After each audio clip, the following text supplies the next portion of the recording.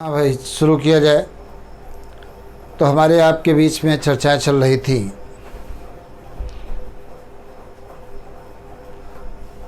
Cell is the unit of life के बारे में बातचीत चल रही थी और इसमें मैंने बताया था टाइप्स ऑफ मेम्ब्रेन के बारे में तुम्हें मैंने बताया था। टाइप्स ऑफ मेम्ब्रेन देखो कितने टाइप की होती हैं। मैंने बताया था मेनली 4 प्रकार की होती हैं। 4 प्रकार की मेम्ब्रेन कौन कौन सी होती है। एक तो मैंने बताया था परमेबल मेम्ब्रेन। परमेबल मेम्ब्रेन उसे कहते हैं जैसे सॉल्यूट और सॉल्वेंट दोनों के मॉलिक्यूल आ जा सकते हैं। ऐसी मेम्ब्रेन को क्या कहते हैं? परमेबल मेम्ब्रेन कहते हैं। मैंने क्या बताया? वो मेम्ब्रेन जैसे सॉल्यूट और सॉल्वेंट दोनों के मॉलिक्यूल आ जा सकते हैं, उसे क्या कहते हैं? परमेबल मेम्ब्रेन बता चुके हैं। दूसरी बात मैंने बताया था semi permeable membrane. Semi permeable membrane किसे कहते हैं? वो मेम्ब्रेन जिससे केवल सॉल्वेंट के मॉलिक्यूल आ जा सकते हैं लेकिन सॉल्यूट के मॉलिक्यूल नहीं आ जा सकते हैं, उसे क्या कहते हैं? Semi permeable membrane. और नेक्स्ट होती है selectively permeable. Selectively permeable membrane क्या होती है? वो मेम्ब्रेन जैसे सभी सॉल्वेंट के मॉलिक्यूल आ जा सकते हैं और सेलेक्टेड सॉल्यूट के मॉलिक्यूल भी आ जा सकते हैं। मैंने क्या बताया? वो मेम्ब्रेन जैसे सभी सॉल्वेंट के मॉलिक्यूल आ जा सकते हैं और सेलेक्टेड सॉल्यूट के मॉलिक्यूल आ जा सकते हैं। ऐसी मेम्ब्रेन को क्या कहते हैं? Selectively permeable membrane. और नेक्स्ट मैंने बताया था इम्परमेबल मेम्ब्रेन। इम्परमेबल मेम्ब्रेन क्या होती है? वो मेम्ब्रेन जैसे सॉल्यूट और सॉल्वेंट दोनों के मॉलिक्यूल नहीं आ जा सकते हैं, उसे क्या कहते हैं? इम्परमेबल मेम्ब्रेन कहते हैं। क्या कहते हैं? इम्परमेबल मेम्ब्रेन कहते हैं। अब देखा जाए तो ये 4 प्रकार की मैंने मेम्ब्रेन बताई। एक चीज़ और देखिए, सॉल्यूट क्या होता है, सॉल्वेंट क्या होता है।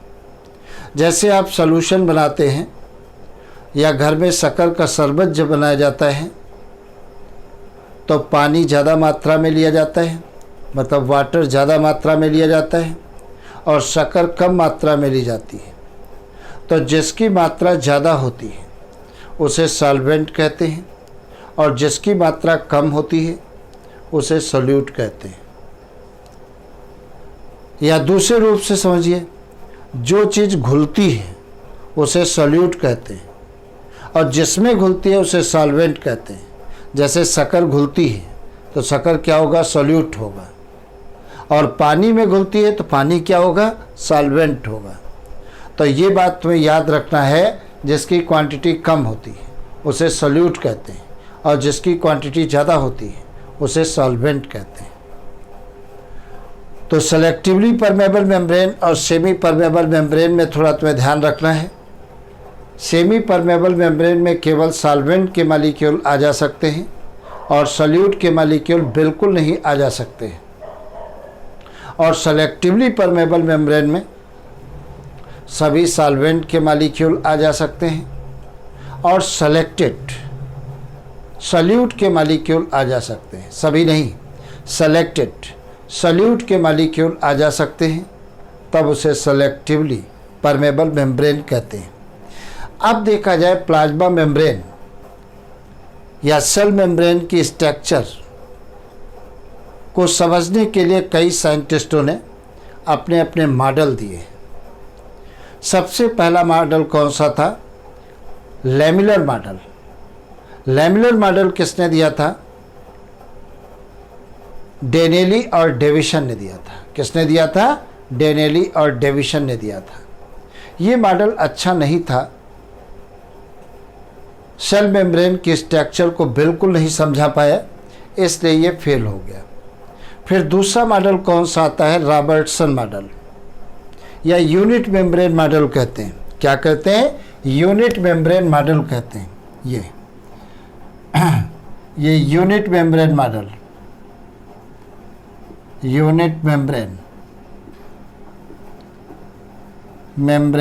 मॉडल।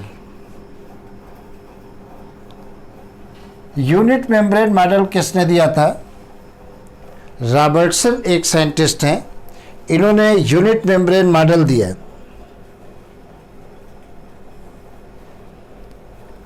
किसने दिया था? रॉबर्टसन ने दिया। रॉबर्टसन ने यूनिट मेम्ब्रेन मॉडल में क्या बताया? कहा कि दो प्रोटीन की लेयर होती हैं, इस प्रकार से एक बाहर की तरफ होती है, ध्यान से समझना, एक ये बाहर प्रोटीन की लेयर है, इस प्रकार से ये प्रोटीन की लेयर है, तो इसे हमने कह दिया ये प्रोटीन है, आउटर प्रोटीन, ये आउटर प्रोटीन कहलाती है, प्रोटीन कहलाती है। और एक नीचे साइड में प्रोटीन की लेयर होती है अंदर की तरफ, इसे क्या कहते हैं? इनर प्रोटीन कहते हैं। तो ये इनर प्रोटीन हमने बना दिया इस प्रकार से, इसे क्या कहते हैं? इनर प्रोटीन कहते हैं। तो ये बन गई इनर प्रोटीन, ये इनर प्रोटीन कहलाती है। प्रत्येक प्रोटीन की थिकनेस कितनी होती है? 20 एंगस्ट्राम। ये भी 20 एंगस्ट्राम और ये भी 20 एंगस्ट्राम होती है। और दोनों प्रोटीन लेयर के बीच में सिंगल लेयर बाई मालिक्यूल्स की, इस प्रकार से सिंगल लेयर बाई मालिक्यूल्स की, मतलब दो मालिक्यूल्स की लिपिड की लेयर होती है। इस प्रकार से लिपिड की लेयर हम बना रहे हैं। लिपिड का जो ये गोल गोल मैंने बनाया है वो हेड है, और जो ये इस समय हम लाइनें खींच रहे हैं इसे क्या कहते हैं? टेल कहते हैं। इस प्रकार से मतलब लिपिड कहाँ पर पाई जाती है? अंदर की तरफ पाई जाती है। और प्रोटीन कहाँ पर पाई जाती है? एक लेयर बाहर की तरफ और एक अंदर की तरफ पाई जाती है। इस प्रकार से इसे क्या कहते हैं? लिपिड कहते हैं, लेयर ऑफ लिपिड। इसे कहते हैं लेयर ऑफ लिपिड कहते हैं, लिपिड कहते हैं। और इसकी थिकनेस कितनी होती है? 35 एंगस्ट्राम होती है। मतलब पूरी टोटल थिकनेस प्लाज्मा मेम्ब्रेन या सेल मेम्ब्रेन की कितनी होगी? 35 20 20 40 और 35 ये 75 एंगस्ट्राम होती है, 75 एंगस्ट्राम होती है। तो ये मॉडल किसने दिया था? रॉबर्टसन ने दिया था। इस मॉडल को क्या कहते हैं? यूनिट मेम्ब्रेन मॉडल कहते हैं। इस मॉडल में क्या बताया था? प्रोटीन की दो लेयर होती हैं, ये आउटर लेयर और ये इनर लेयर। प्रत्येक प्रोटीन लेयर की थिकनेस कितनी होती है? 20 एंगस्ट्राम इसकी भी है, 20 एंगस्ट्राम इसकी भी है। दोनों प्रोटीन लेयर के बीच में बाई मालिक्यूल्स की बनी हुई, दो मालिक्यूल्स की बनी हुई लिपिड की लेयर होती है। और लिपिड लेयर की थिकनेस कितनी होती है? 35 एंगस्ट्राम। टोटल थिकनेस जोड़ दोगे तो 75 एंगस्ट्राम आ जाती है। ये मॉडल अच्छा था, लेकिन ये मॉडल क्यों फेल हो गया? क्योंकि इस मॉडल के द्वारा रॉबर्टसन इस बात को एक्सप्लेन नहीं कर पाए थे कैसे मॉलिक्यूल अंदर आते हैं और कैसे बाहर जाते हैं। मतलब मेम्ब्रेन से होकर के बाहरी मॉलिक्यूल्स कैसे सेल के अंदर इंटर किए हैं और सेल के अंदर के मॉलिक्यूल कैसे सेल से बाहर निकलते हैं, इस बात को एक्सप्लेन नहीं कर पाए। मतलब transport of substance from plasma membrane in and out not correctly explained by Robertson. इसलिए ये मॉडल फेल हो गया। और जब एक मॉडल फेल होता है तब दूसरा मॉडल आता है। दूसरा मॉडल कौन आया? Fluid mosaic model. कौन सा आया? Fluid mosaic model. ये रिसेंट मॉडल है और बेस्ट मॉडल है प्लाज्मा मेम्ब्रेन की स्ट्रक्चर को समझाने के लिए। तो फ्लूइड मोज़ेक मॉडल, सबसे पहले बात यही उठती है, फ्लूइड मोज़ेक मॉडल को सबसे पहले दिया किसने था? तो एक साइंटिस्ट है सिंगर और दूसरे निकोलसन। सिंगर और निकोलसन ने फ्लूइड मोज़ेक मॉडल दिया था। किसने दिया था? सिंगर एंड निकोलसन ने। इन्होंने अपने मॉडल में क्या बताया, इन्होंने क्या कहा, सपोज करिए, ध्यान से सुनिए, इस मॉडल में इन्होंने क्या बताया। कहा लिपिड के समुद्र में प्रोटीन के मॉलिक्यूल फ्लोट करते हैं। मान लेते हैं ये प्रोटीन है, ये प्रोटीन के मॉलिक्यूल, एक मैंने मॉलिक्यूल ये बना दिया, दूसरा मॉलिक्यूल मान लेते हैं ये मैंने बना दिया, तीसरा प्रोटीन का मॉलिक्यूल ये बना दिया, और ये सरफेस पर प्रोटीन का मॉलिक्यूल बना दिया। इस प्रकार से ये सरफेस पर प्रोटीन के मॉलिक्यूल दिखा दिए। तो ये क्या होती है, प्रोटीन मैंने लिख दिया। या भी 1 मिनट रुक जाइए। अब दूसरी बात देखा जाए क्या होता है। अभी लेबलिंग हम नहीं कर रहे हैं, लेबलिंग अभी करते हैं थोड़ी देर बाद। यहाँ पर क्या होता है, ये लिपिड है। लिपिड में 2 मॉलिक्यूल्स होते हैं, हेड और टेल। इस प्रकार से कंटिन्यूअसली लिपिड के मॉलिक्यूल्स आप दिखा दीजिए। ये लिपिड के मॉलिक्यूल्स इस प्रकार से हेड और टेल, मतलब प्रत्येक लिपिड के मॉलिक्यूल्स 2 पार्टों से मिलकर बना होता है। जो गोल पार्ट होता है उसे क्या कहते हैं, हेड कहते हैं। इस प्रकार से, और नीचे साइड में क्या होती है, टेल। हेड बाहर की तरफ होता है और टेल अंदर की तरफ। तो इस प्रकार से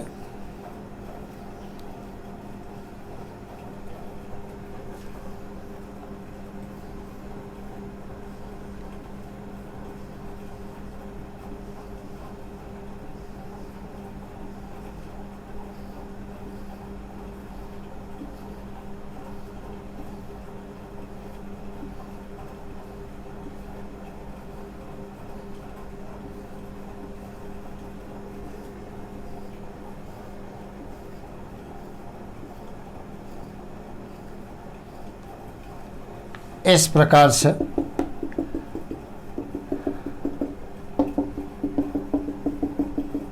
ये लिपिड है। लिपिड के समुद्र में प्रोटीन के मॉलिक्यूल क्या कर रहे हैं, फ्लोट कर रहे हैं। जो प्रोटीन के मॉलिक्यूल लिपिड की सरफेस पर पाए जाते हैं उसे क्या कहते हैं, एक्सट्रिंसिक प्रोटीन कहते हैं। तो ये क्या कहलाते हैं, एक्सट्रिंसिक प्रोटीन कहते हैं, प्रोटीन कहते हैं। और दूसरी कौन से, जो प्रोटीन के मॉलिक्यूल अंदर धसे रहते हैं उसे क्या कहते हैं, इंट्रिंसिक प्रोटीन कहते हैं। तो ये क्या कहलाते हैं, इंट्रिंसिक प्रोटीन कहलाते हैं। ये इंट्रिंसिक प्रोटीन कहलाती हैं। और ऊपर वाली क्या कहलाती हैं, एक्सट्रिंसिक प्रोटीन कहलाती हैं।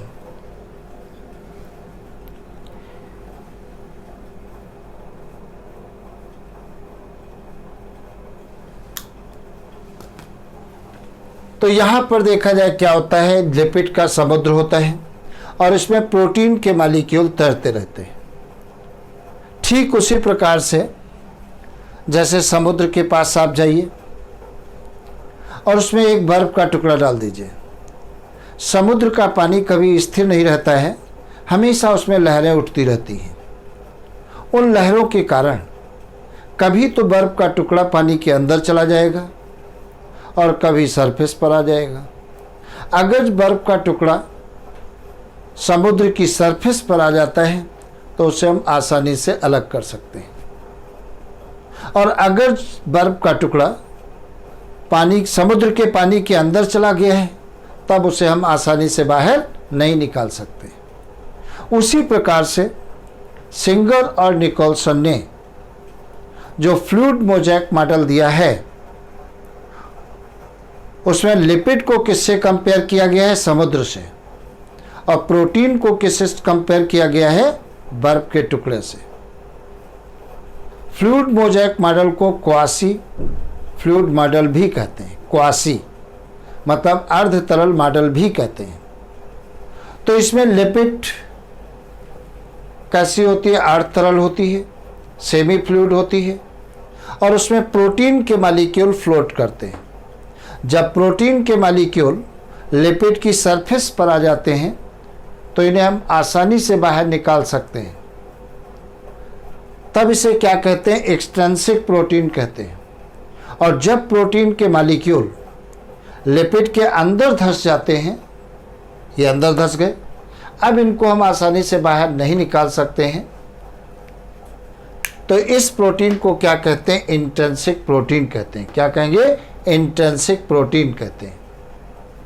ये प्लाज्मा मेम्ब्रेन का मॉडल जो है बेस्ट मॉडल है।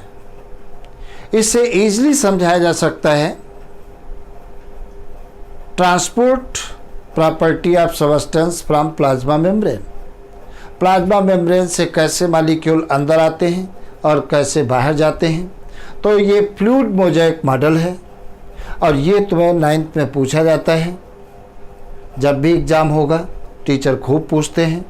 तो ये मॉडल सिंगर और निकोलसन ने दिया था, 1972 में दिया था। कब दिया था? 1972 में दिया था। और इस मॉडल के हिसाब से एक बात और तुम्हें बताएं, सिंगर और निकोलसन ने एक बात और बताई थी, कहा कि लिपिड जो ये सेल मेम्ब्रेन है, सेल मेम्ब्रेन में प्रोटीन कितने % पाई जाती है? ये प्रोटीन कितने % पाई जाती है? 52% पाई जाती है।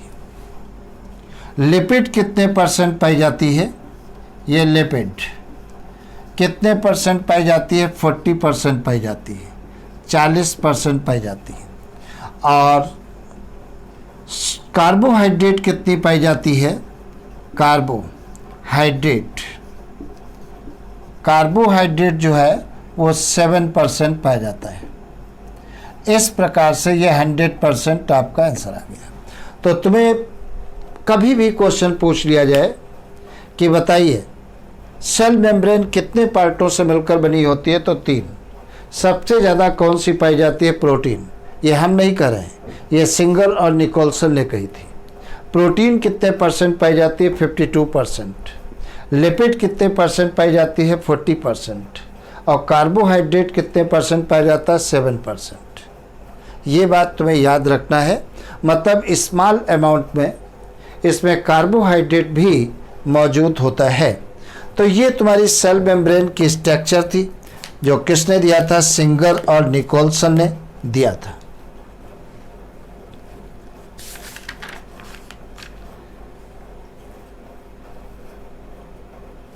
दूसरी बात देखा जाए, सेल मेम्ब्रेन के काम क्या होते हैं। एक तो ये प्रोटेक्शन का भी काम करती है। वैसे मेन काम प्रोटेक्शन का किसका होता है? सेल वॉल का होता है, लेकिन ये भी चारों तरफ की कवरिंग है तो प्रोटेक्शन में हेल्प करेगी।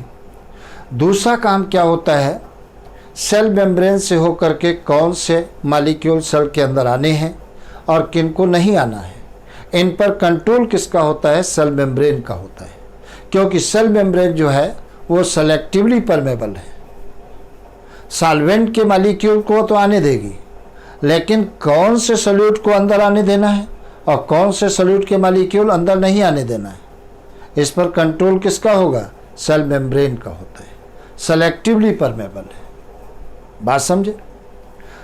तो ये फंक्शन। दूसरी बात देखा जाए, सेल मेम्ब्रेन अगर जो हम बैक्टीरिया की बात करते हैं, मैंने तुम्हें बताया है बैक्टीरिया में क्या होता है, सेल मेम्ब्रेन अंदर की तरफ फिंगर लाइक प्रोजेक्शन बना देती है और उन फिंगर लाइक प्रोजेक्शन को क्या कहते हैं? मीजोसोम कहते हैं। क्या कहते हैं? मीजोसोम। और मीजोसोम में क्या पाए जाते हैं? रेस्पिरेटरी एंजाइम पाए जाते हैं। मतलब mesosome help in the respiration in bacteria. तो मीजोसोम किस में पाए जाते हैं? बैक्टीरिया में पाए जाते हैं, जिनमें रेस्पिरेटरी एंजाइम पाए जाते हैं जो रेस्पिरेशन में हेल्प करते हैं। यूकैरियोट्स में नहीं, यूकैरियोट्स में माइटोकॉन्ड्रिया पाए जाते हैं, वहाँ पर रेस्पिरेटरी एंजाइम होते हैं। तो अगर तुमसे कभी कोई क्वेश्चन पूछे बॉडी में रेस्पिरेशन कहाँ पर होता है, तो बॉडी की प्रत्येक लिविंग सेल में रेस्पिरेशन होता है, लंग में नहीं। लंग में क्या होता है? गैसों का एक्सचेंज होता है।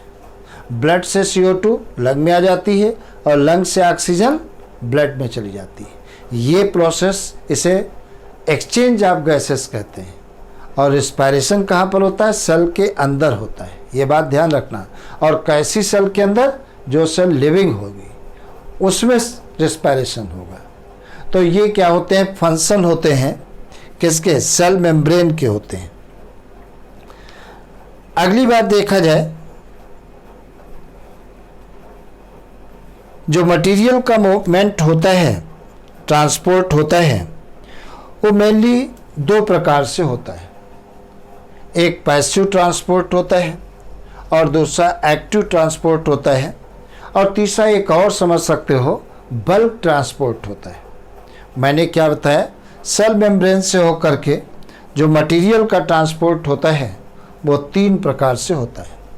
एक पैसिव ट्रांसपोर्ट होता है, दूसरा एक्टिव ट्रांसपोर्ट होता है, और तीसरा बल्क ट्रांसपोर्ट होता है। प्रश्न आता है पैसिव ट्रांसपोर्ट क्या होता है? अगर किसी ट्रांसपोर्ट का मतलब किसी भी चीज़ को एक स्थान से दूसरे स्थान तक ले जाना, क्या कहलाता है? ट्रांसपोर्ट कहलाता है। अगर ट्रांसपोर्ट में एनर्जी का यूज नहीं हो रहा है तब उसे क्या कहते हैं? पैसिव ट्रांसपोर्ट कहते हैं। मैंने क्या बताया? अगर सबस्टेंस के ट्रांसपोर्ट में एनर्जी का यूज नहीं हो रहा है तब उसे क्या कहते हैं? पैसिव ट्रांसपोर्ट कहते हैं। क्या कहेंगे? पैसिव ट्रांसपोर्ट कहते हैं। और पैसिव ट्रांसपोर्ट देखिए दो प्रकार का होता है। एक होता है कौन सा? ऑस्मोसिस, और दूसरा डिफ्यूजन होता है।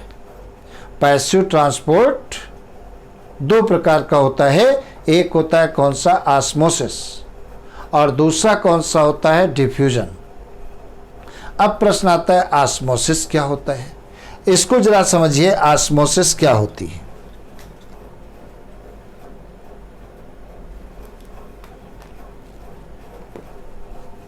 सबसे पहले हम देखने जा रहे हैं ऑस्मोसिस क्या होता है।